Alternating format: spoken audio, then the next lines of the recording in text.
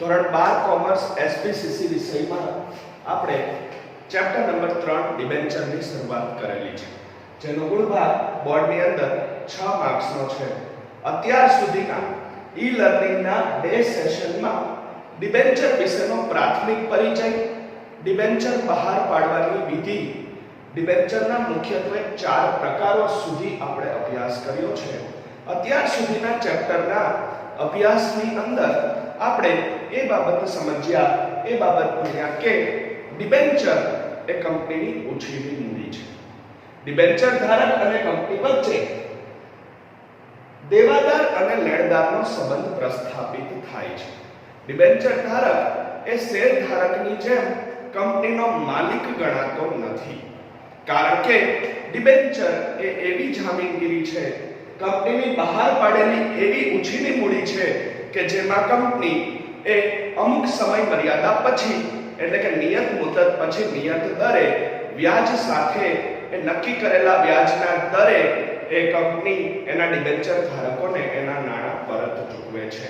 એટલે ફરીથી આપણે ડિબેન્ચરની વ્યાખ્યા જોઈએ તો ભારતીય કંપની ધારા 2013 અનુસાર કંપનીની સામાન્ય મહોરથી અંકિત થયેલો એવો દસ્તાવેજ કે જેમાં કંપની 3 બાબતો, કઈ 3 બાબતો, તો કે નિશ્ચિત રકમ, નિશ્ચિત વ્યાજના દરે અને ત્રીજી બાબત છે નિશ્ચિત મુદત પછી પરત કરવાની શરત સાથે જે રકમ ઉછીની લીધેલી છે તેના દેવાનો એ પરત કરવાનો સ્વીકાર કરે છે.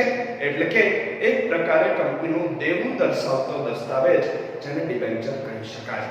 ત્યારબાદ આપણે ડિબેન્ચર શબ્દનો ઉદ્ભવ લેટિન ભાષામાંથી, ડિબેન્ચરના મુખ્યત્વે 4 પ્રકારો અને ડિબેન્ચર બહાર પાડવાની ભારતીય કંપની ધારાની વિધિ, એ વિધિના 10 તબક્કાઓનો આપણે અભ્યાસ કર્યો છે. હવે પછીનો આ સેશનનો પોઈન્ટ આવે છે ડિબેન્ચર હોલ્ડરના અધિકારો. શા માટે ડિબેન્ચર ધારકોને અધિકારોની જરૂર પડે? શેર ધારકોની જેમ એ કંપનીના માલિકો નથી, કારણ કે ડિબેન્ચર ધારકો એ કંપનીના લેણદારો છે અને કંપની તેમજ ડિબેન્ચર ધારક વચ્ચે દેવાદાર તેમજ લેણદારનો સંબંધ ઉદ્ભવે છે. તેથી ડિબેન્ચર ધારકોને ભારતીય કંપની ધારા 2013 ની જોગવાઈઓ મુજબ નીચે મુજબના કેટલાક અધિકારો પ્રાપ્ત થાય છે. એમાં આપણે 11 અધિકારોનો એક પછી એક અભ્યાસ કરવાનો છે. શેર ધારકોની માફક હકના શેર મેળવવા કે બોનસ શેર મેળવવા કે કંપનીની સભાઓમાં ભાગ લેવો કે ડિવિડન્ડ મેળવવું, એવા કોઈ વિશિષ્ટ લાભ, વિશિષ્ટ હકો, વિશિષ્ટ અધિકારો જે માલિકોને મળે છે, જે શેર ધારકોને મળે છે, એ ડિબેન્ચર ધારકોને મળતા નથી. કારણ કે આપણે જોઈ ગયા એ ડિબેન્ચર ધારક એ કંપનીનો લેણદાર છે, કંપની એ દેવાદાર બને છે અને ડિબેન્ચરમાં નાણાં રોકનાર વ્યક્તિ ડિબેન્ચર ધારક એ કંપનીનો લેણદાર બને છે. કંપની અને ડિબેન્ચર ધારક વચ્ચે દેવાદાર લેણદારનો સંબંધ પ્રસ્થાપિત થતો હોવાથી એક લેણદાર તરીકે, એક લેણદારની રૂએ એ ડિબેન્ચર ધારકને ભારતીય કંપની ધારા 2013 ની જોગવાઈઓ મુજબ ભારતના નવા કંપની ધારા પ્રમાણે કેટલાક વિશિષ્ટ હકો અને કેટલાક વિશિષ્ટ અધિકારો પ્રાપ્ત થાય છે. ખાસ ધ્યાનમાં એ રાખવાનું છે કે આ અધિકારો કંપની એને આપતી નથી, કંપની ધારા અન્વયે મળે છે, કંપની કાયદા અન્વયે મળે છે, કંપની દ્વારા પ્રાપ્ત થતા નથી. કંપની આ અધિકારોને અટકાવી શકે નહીં, એના પર પ્રતિબંધ મૂકી શકે નહીં, એને છીનવી શકે નહીં. આ કંપની કાયદા દ્વારા અપાતા અધિકારો છે. એટલે એક પછી એક અધિકારોનો આપણે વિગતવાર પરિચય મેળવવાનો છે. તો ડિબેન્ચર ધારકનો પહેલો અધિકાર છે ડિબેન્ચર પર નિયત દરે અને નિયત મુદતે વ્યાજ મેળવવાનો અધિકાર. કોઈ પણ ડિબેન્ચર ધારક કે જેના ડિબેન્ચર મંજૂર થયેલા છે, જેને ડિબેન્ચર સ્વરૂપે ઉછીની મૂડીમાં કંપનીમાં નાણાં રોક્યા છે, એને નિયત દરે, એટલે કે નક્કી કરેલા દરે, નક્કી કરેલી ટકાવારી અનુસાર અને નિયત મુદ્દતે, કંપનીએ જે કંઈ મુદત નક્કી કરી છે, દર 3 મહિને, 6 મહિને કે વર્ષના અંતે વાર્ષિક અથવા તો ડિબેન્ચરની પાકતી મુદતે, એ જે કંઈ મુદત નક્કી કરવામાં આવી છે એ નક્કી કરેલી મુદતે અને નક્કી કરેલા દરે, એટલે કે નક્કી કરેલી ટકાવારીએ એ ડિબેન્ચર ધારકને પોતાના ડિબેન્ચરમાં રોકાયેલા નાણાં ઉપર કંપની પાસેથી વ્યાજ મેળવવાનો, વ્યાજ વસૂલ કરવાનો અધિકાર મળેલો છે.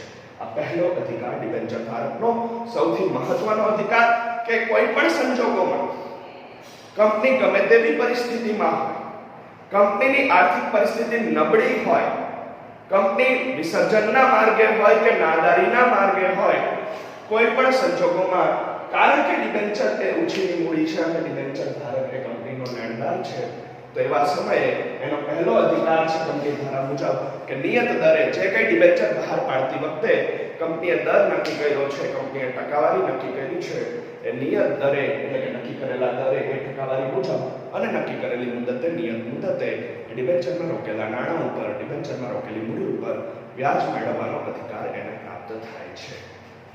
હવે આગળ ડિબેન્ચર ધારકનો બીજો મહત્વનો મુખ્ય અધિકાર કે ડિબેન્ચરની સમયમર્યાદા પૂરી થતા પાકતી મુદતે ડિબેન્ચરના નાણાં પરત મેળવવાનો અધિકાર. ડિબેન્ચર બહાર પાડતી વખતે કંપનીએ જે કંઈ મુદત નક્કી કરી છે, જે કંઈ સમયમર્યાદા નક્કી કરી છે, આપણે જોયું ડિબેન્ચરની વ્યાખ્યામાં કે ત્રણ બાબતો કંપની નક્કી કરે છે અને એ ત્રણ બાબતોને ડિબેન્ચરના દસ્તાવેજમાં દર્શાવે છે: નિયત મુદત, નિયત વ્યાજ અને નિયત રકમ. પાકતી મુદત જે કંઈ પણ નક્કી કરેલું છે, 4 વર્ષ, 5 વર્ષ, 6 વર્ષ, 8 વર્ષ, 10 વર્ષ, એ મુદત પૂરી થાય એટલે એ પૂરી થયાની તારીખે એટલે કે એ પાકતી મુદતે ડિબેન્ચરમાં રોકેલા નાણાં એ ડિબેન્ચરના ધારકને પરત મેળવવાનો અધિકાર છે. કંપની એમાં ના પાડી શકે નહીં. કંપની એ નાણાં પરત કરવામાં એક પણ દિવસના સમયનું મોડું કરી શકે નહીં. ડિબેન્ચર ધારકને જેવી ડિબેન્ચરની મુદત પૂરી થાય, મુદત ક્યારે નક્કી થઈ હશે તો ડિબેન્ચર બહાર પાડતી વખતે નક્કી થઈ હશે. એ અગાઉથી નક્કી થયેલી મુદત મુજબ, અગાઉથી વર્ણવેલી મુદત મુજબ એ પાકતી મુદતે એના રોકાયેલા નાણાં એ પરત મેળવવાનો અધિકાર છે. કંપની એને પરત આપવાની ના પાડી શકે નહીં. તો આ બે મુખ્ય અધિકાર ડિબેન્ચર ધારકને સર્વપ્રથમ મળે છે ભારતીય કંપની ધારા 2013 મુજબ મળે છે. એક તો એ નક્કી કરેલા સમયે એટલે કે નિયત દરે અને નિયત મુદતે એ ડિબેન્ચર પર વ્યાજ મેળવવાનો અધિકાર, અને બીજો મુખ્ય અધિકાર એ મળે છે કે જેમાં પાકતી મુદતે સમયમર્યાદા પૂરી થાય એટલે અધવચ્ચે નહીં, મુદતની વચ્ચે ન માંગી શકે, પરંતુ પાકતી મુદતે એ સમયમર્યાદાની પૂર્ણાહુતિ થતા એ ડિબેન્ચરમાં રોકાયેલા નાણાં પરત મેળવવાનો અધિકાર છે. હવે આ જે પોઈન્ટ છે ડિબેન્ચર હોલ્ડરના અધિકારો, એમાં કોઈ પણ બે અધિકારનો પ્રશ્ન 1 માર્ક્સના સ્વરૂપમાં આવી શકે છે અને 3 માર્ક્સની ટૂંકનોંધના સ્વરૂપમાં કોઈ પણ 6, 7, 8 કે 11 અધિકારો વર્ણવવાના આવી શકે છે. 1 માર્ક્સનો પ્રશ્ન હોય વિભાગ બી ની અંદર પેપર સ્ટાઇલ મુજબ, ત્યારે એ માત્ર ને માત્ર આ બે અધિકારો વર્ણવવાના છે. ત્યાર પછી ત્રીજો અધિકાર ડિબેન્ચર ધારકને કંપની ધારા અન્વયે મળે છે. એ કંપની ધારા અન્વયે મળતો ત્રીજો અધિકાર કંપનીની રજિસ્ટર્ડ ઓફિસે રાખવામાં આવેલા દસ્તાવેજોનો અભ્યાસ કરવાનો, તેને તપાસવાનો અને તેની લેખિત નકલ મેળવવાનો અધિકાર. 3 બાબતો છે દસ્તાવેજોના સંદર્ભમાં. આપણે જાણીએ છીએ અગાઉ ધોરણ 11 માં આપણે શીખી ગયા કે કંપનીના તમામ મહત્વના અને અગત્યના દસ્તાવેજો જેવા કે આવેદનપત્ર, નિયમનપત્ર, વિજ્ઞાપનપત્ર, કંપનીના વાર્ષિક હિસાબોની નકલ, એ તમામ દસ્તાવેજો કંપનીની રજિસ્ટર્ડ ઓફિસે રાખવામાં આવે છે. કંપનીની રજિસ્ટર્ડ ઓફિસ એટલે કે કંપનીની હેડ ઓફિસ, કંપનીની મુખ્ય ઓફિસ કે જ્યાંથી કંપનીની તમામ શાખાઓનું સંચાલન થાય છે તે ઓફિસ. તો જે કંઈ અગત્યના અને મહત્વના દસ્તાવેજો એ કંપનીની રજિસ્ટર્ડ ઓફિસે રાખવામાં આવેલા છે, કંપનીની રજિસ્ટર્ડ ઓફિસે સાચવવામાં આવેલા છે, એ તમામ દસ્તાવેજોના સંદર્ભમાં 3 અધિકાર ડિબેન્ચર ધારકને મળે છે. એ દસ્તાવેજોનો જ્યારે જરૂર પડે, જ્યારે ઈચ્છે ત્યારે વિગતવાર અભ્યાસ કરી શકે છે, એને વાંચી શકે છે, એને વિગતવાર જાણી શકે છે. ત્યાર પછી એને તપાસવાનું, એ તમામ તૈયાર થયેલા દસ્તાવેજો બરાબર તૈયાર થયા છે કે નહીં, કાયદા મુજબ એ બનાવવામાં આવ્યા છે કે નહીં, કંપની ધારાની કોઈ પણ જોગવાઈનો એમાં ભંગ થયો છે કે નહીં, એ બધું બરાબર તપાસવાનો અધિકાર એને મળે છે ડિબેન્ચર ધારકને. અને જો ડિબેન્ચર ધારક ઈચ્છે અને એને અભ્યાસના કાર્ય માટે, અભ્યાસના હેતુસર જરૂર હોય તો એ દસ્તાવેજોની લેખિત નકલ મેળવવાનો અધિકાર પણ એ ડિબેન્ચર ધારકને પ્રાપ્ત થાય છે. ત્યાર પછી ચોથો અધિકાર રજિસ્ટર્ડ ઓફિસે જરૂરી ફી ભરીને કોઈ પણ બાબત વિશે સાચી માહિતી મેળવવાનો અધિકાર. ભારતીય કંપની ધારા 2013 મુજબ નવા કંપની ધારાની જોગવાઈઓ મુજબ, અને આ જોગવાઈ જૂના 1956 ના કંપની ધારામાં પણ હતી કે સરકારી નિયમો મુજબની, સરકારના નિયમો મુજબની જરૂરી ફી ભરી અને કોઈ પણ દસ્તાવેજની નકલ મેળવી શકાય છે અથવા તો કંપનીની કોઈ પણ બાબત વિશે સાચી માહિતી મેળવી શકાય છે. આખી પ્રક્રિયા કંપનીની રજિસ્ટર્ડ ઓફિસે હાથ ધરવામાં આવે છે. જો ડિબેન્ચર ધારક ઈચ્છે તો એને અભ્યાસ કે સંશોધનના હેતુસર, અભ્યાસ કે સંશોધનના કાર્ય માટે જરૂર હોય તો એ ઈચ્છે તો રજિસ્ટર્ડ ઓફિસનો સંપર્ક કરીને અથવા તો રજિસ્ટર્ડ ઓફિસે રૂબરૂ જઈને સરકારી નિયમો અનુસારની જરૂરી ફી ભરીને અને કંપનીની કોઈ પણ બાબત વિશે અથવા તો કોઈ પણ દસ્તાવેજની એ નકલ મેળવી શકે છે, જરૂરી જાણકારી મેળવી શકે છે. દાખલા તરીકે કંપનીના વાર્ષિક હિસાબોની નકલ મેળવવી હોય, આવેદનપત્ર કે નિયમન પત્રની નકલ મેળવવી હોય અથવા તો વિજ્ઞાપન પત્રની નકલ મેળવવી હોય, સરકારના ધારાધોરણો, કેન્દ્ર સરકારના નિયમો મુજબની જરૂરી ફી ભરી અને સાચી માહિતી તેમજ નકલો મેળવી શકે છે. એ પણ અધિકાર એ ભારતના કંપની ધારા અન્વયે એ ડિબેન્ચર ધારકને આપવામાં આવેલો છે. ત્યાર પછી પાંચમો અધિકાર ડિબેન્ચર ધારકનો ડિબેન્ચર ટ્રસ્ટીની જોગવાઈઓ મુજબ કંપનીની કામગીરી થાય છે કે નહીં તે જોવાનો અધિકાર. અહીંયા એક નવો શબ્દ આવ્યો છે જેના ઉપર આપણે વિશેષ ભાર મૂકવાનો છે, ડિબેન્ચર ટ્રસ્ટી. કોને કહેવાય ડિબેન્ચર ટ્રસ્ટી? આના પછીના સેશનમાં જ એ આપણે સમજવાનું છે. ડિબેન્ચર ટ્રસ્ટી એ ડિબેન્ચર ધારક અને કંપની વચ્ચે થયેલો એક પ્રકારનો લેખિત કરાર છે, જેમાં બંને પક્ષકારો વચ્ચેની શરતો નક્કી કરવામાં આવે છે. ડિબેન્ચર ધારકે કઈ કઈ શરતોનું પાલન કરવાનું અને સામે પક્ષે કંપનીએ કઈ કઈ શરતોનું પાલન કરવાનું, એ તમામ શરતો એમાં દર્શાવેલી હોય છે અને શરતોનો જે કરાર તૈયાર થાય એને ડિબેન્ચર ટ્રસ્ટ ડીડ કહેવામાં આવે છે. આના વિશે નેક્સ્ટ સેશનમાં આપણે વિગતવાર સમજવાનું છે. અત્યારે આપણે એટલું યાદ રાખીએ કે ડિબેન્ચર ટ્રસ્ટ ડીડમાં જે કંઈ જોગવાઈઓ કરેલી છે, ડિબેન્ચર ટ્રસ્ટ ડીડમાં જે કંઈ જણાવેલું છે, ડિબેન્ચર ટ્રસ્ટ ડીડ તૈયાર કરતી વખતેમાં જે કંઈ પણ લખેલું છે, કંપનીના પક્ષે અને ડિબેન્ચર ધારકના બંને પક્ષે એનું સંયુક્તપણે પાલન બંને પક્ષકારોએ કરવાનું છે. અને જો કંપની એ ડિબેન્ચર ટ્રસ્ટ ડીડની જોગવાઈનો ભંગ કરે તો ડિબેન્ચર ધારકને એની સામે કાયદાકીય કાર્યવાહીનો અધિકાર છે. એટલે ડિબેન્ચર ટ્રસ્ટ ડીડમાં વર્ણવેલી, ડિબેન્ચર ટ્રસ્ટ ડીડમાં બતાવેલી, ડિબેન્ચર ટ્રસ્ટ ડીડમાં દર્શાવેલી જોગવાઈઓ મુજબ કંપનીની કામગીરી થાય છે કે નહીં, કંપની એનું પાલન કરે છે કે નહીં, કંપની એ ટ્રસ્ટ ડીડનો અમલ કરે છે કે નહીં, એ જોવાનો, એ જાણવાનો અને એના વિશેની સાચી અને યોગ્ય માહિતી મેળવવાનો અધિકાર એ ડિબેન્ચર ધારકને પ્રાપ્ત થાય છે. છઠ્ઠો અધિકાર, કંપનીના સંચાલકોએ એટલે કે બીઓડી, બોર્ડ ઓફ ડિરેક્ટર્સે ડિબેન્ચર ધારકોને અસર કરતા હોય તેવા કોઈ પણ નિર્ણયો લેતા પહેલા ડિબેન્ચર ધારકોના ટ્રસ્ટીઓને વિશ્વાસમાં લેવા પડે છે.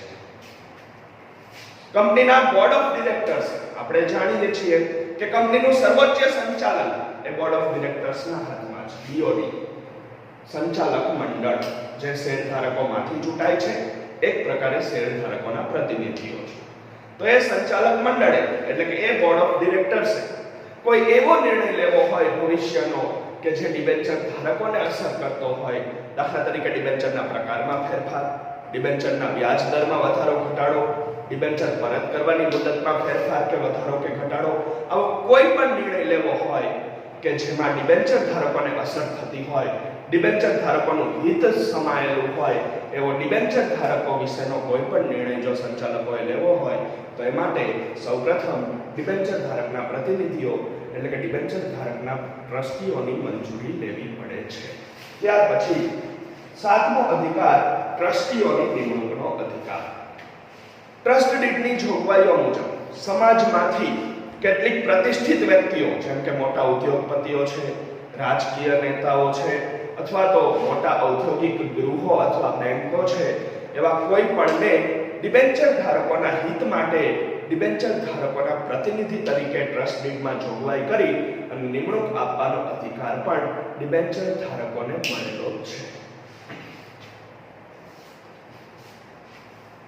આઠમો અધિકાર, કંપનીએ ડિબેન્ચર સામે ગીરવે મૂકેલી મિલકતોની સલામતી જળવાય છે કે નહીં તે જોવાનો અધિકાર.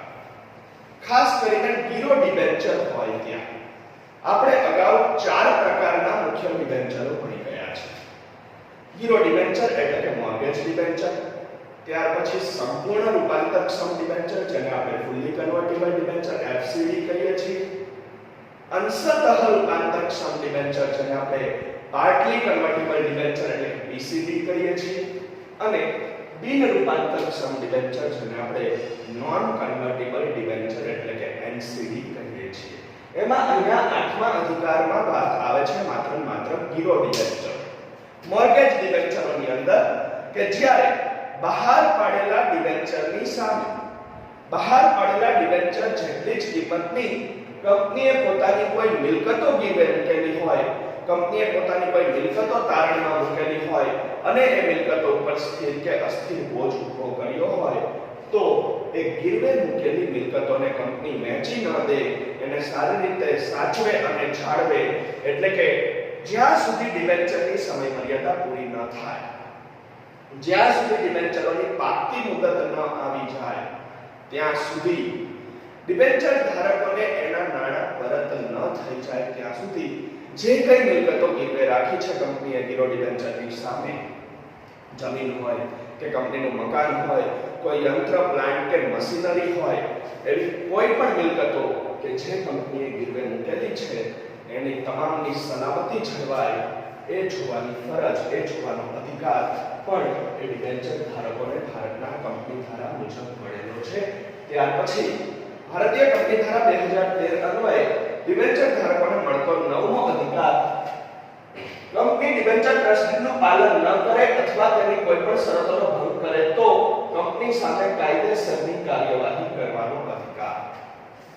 જ્યારે કંપની, આપણે જોઈએ કે ટ્રસ્ટ ડીડ એવો દસ્તાવેજ છે કે જેનું પાલન બંને પક્ષકારોએ કરવાનું છે, કંપનીએ પણ અને ડિબેન્ચર ધારકે પણ.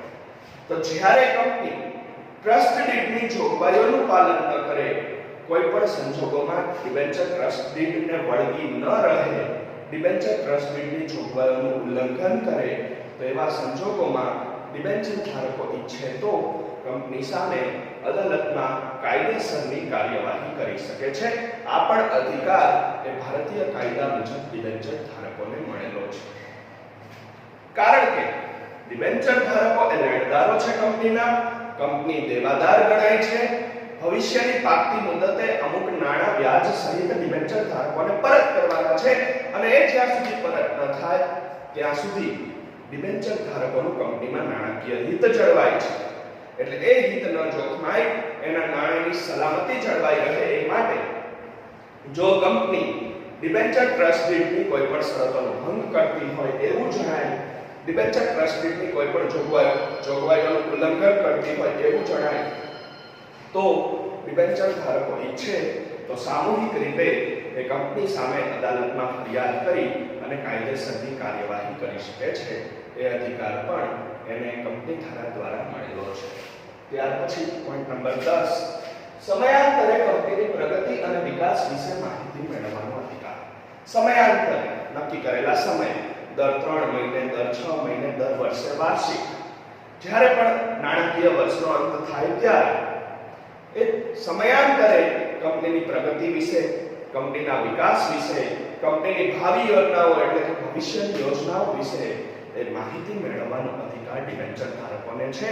એમાં એને કોઈ પણ રોકી શકતું નથી. આ અધિકારો એવા અધિકારો છે કે કંપની એને ના પાડી શકતી નથી, કંપની આ અધિકારો ઉપર પ્રતિબંધ મૂકી શકતી નથી, કંપની આ અધિકારોને છીનવી શકતી નથી. અને છેલ્લો અને મહત્વનો અધિકાર 11મો કે કંપનીના વિસર્જનના સમયે પોતાના ડિબેન્ચરમાં રોકાયેલા નાણાં એ પ્રથમ ક્રમે પરત મેળવવાનો અધિકાર. કે જ્યારે કોઈ પણ સંજોગો એવા આવી પડે ભવિષ્યમાં કે કંપનીનું વિસર્જન થવાનું હોય, કંપની બંધ થવાની હોય, અથવા તો કંપનીનો સંકેલો કરવાનો હોય, કંપનીનું કાયદાકીય અસ્તિત્વ ન રહે, ત્યારે એ સૌપ્રથમ કંપનીની મિલકતો વેચી અને મિલકતોની જે ઉપજ આવે એમાંથી ડિબેન્ચર ધારકોને પોતાના ડિબેન્ચરમાં રોકાયેલા નાણાં પરત મેળવવાનો પ્રથમ અધિકાર મળે છે. બાકીના પક્ષકારોને પછીથી નાણાં ચૂકવાય છે, પરંતુ પ્રથમ ક્રમે ડિબેન્ચર ધારકોને નાણાં પરત ચૂકવવામાં આવે છે. આ પણ ડિબેન્ચર ધારકોનો કાયદા અન્વયે મળતો એ વિશેષ અધિકાર ગણાય છે. તો 11 અધિકારોમાં આપણે ફરીથી એને ઝડપથી રિવાઇઝ કરીએ તો સૌપ્રથમ નિયત મુદતે નિયત દરે વ્યાજ મેળવવાનો અધિકાર, બીજું છે પાકતી મુદતે ડિબેન્ચરના નાણાં પરત મેળવવાનો અધિકાર, ત્રીજું છે કંપનીની રજિસ્ટર્ડ ઓફિસે રાખવામાં આવેલા કોઈ પણ દસ્તાવેજોને તપાસવાનો, અભ્યાસ કરવાનો અને એની નકલ મેળવવાનો અધિકાર, ચોથો અધિકાર મળે છે ડિબેન્ચર ધારકને રજિસ્ટર્ડ ઓફિસે જરૂરી ફી ભરી અને કોઈ પણ બાબતની સાચી માહિતી મેળવવાનો અધિકાર, ત્યાર પછી ડિબેન્ચર ટ્રસ્ટ નીતિની જોગવાઈઓ મુજબ કંપનીની કામગીરી થાય છે કે નહીં, એટલે કે ટ્રસ્ટ નીતિનું કંપની પાલન કરે છે કે નહીં એ જોવા જાણવાનો અધિકાર, ત્યાર પછી સંચાલકોએ એવો કોઈ નિર્ણય લેવો હોય કંપનીની અંદર કે જેમાં ડિબેન્ચર ધારકોને અસર થતી હોય, ડિબેન્ચર ધારકોનું હિત જળવાતું ન હોય, જોખમાતું હોય, તો એવા નિર્ણય વખતે એ સૌપ્રથમ ડિબેન્ચરના ટ્રસ્ટીઓને વિશ્વાસમાં લેવા પડે છે. ડિબેન્ચર ટ્રસ્ટ નીતિમાં લખેલી જોગવાઈ અનુસાર, ડિબેન્ચર ટ્રસ્ટ નીતિમાં કરેલી જોગવાઈ અનુસાર ડિબેન્ચર ધારકોના હિતોના રક્ષણ માટે અને એમના નાણાંની સલામતી માટે ટ્રસ્ટીઓની એટલે કે એમના પ્રતિનિધિઓની નિમણૂકનો અધિકાર, ત્યાર પછી કંપનીએ ડિબેન્ચર સામે જે મિલકતો ગીરવે મૂકેલી છે એ ગીરવે મૂકેલી મિલકતોની સલામતી જળવાઈ છે કે નહીં એ જોવાનો અધિકાર, ત્યાર પછી જો કોઈ પણ કારણસર ભવિષ્યમાં કંપની ટ્રસ્ટ નીતિની જોગવાઈનો ભંગ કરે કે શરતોનું ઉલ્લંઘન કરે તો એવા સમયે કંપની સામે કાયદેસરની કાર્યવાહી કરવાનો અધિકાર, સમયાંતરે કંપનીના વિકાસ અને પ્રગતિ વિશે માહિતી મેળવવાનો અધિકાર અને સૌથી છેલ્લે એટલે કે કંપનીના વિસર્જનના સંજોગો જો ઊભા થાય તો એ વિસર્જન સમયે, વિસર્જન વખતે એ કંપનીના ડિબેન્ચરમાં રોકાયેલા પોતાના નાણાં ડિબેન્ચર ધારકોને પ્રથમ ક્રમે પરત મેળવવાનો અધિકાર. આ 11 મુખ્ય અધિકારો એ ડિબેન્ચર ધારકોને ભારતીય કંપની ધારા 2013 દ્વારા મળેલા છે. હવે પછી આગળનો પોઈન્ટ આપણે ડિબેન્ચર ટ્રસ્ટ નીતિનો સમજવાનો છે જે નેક્સ્ટ સેશનમાં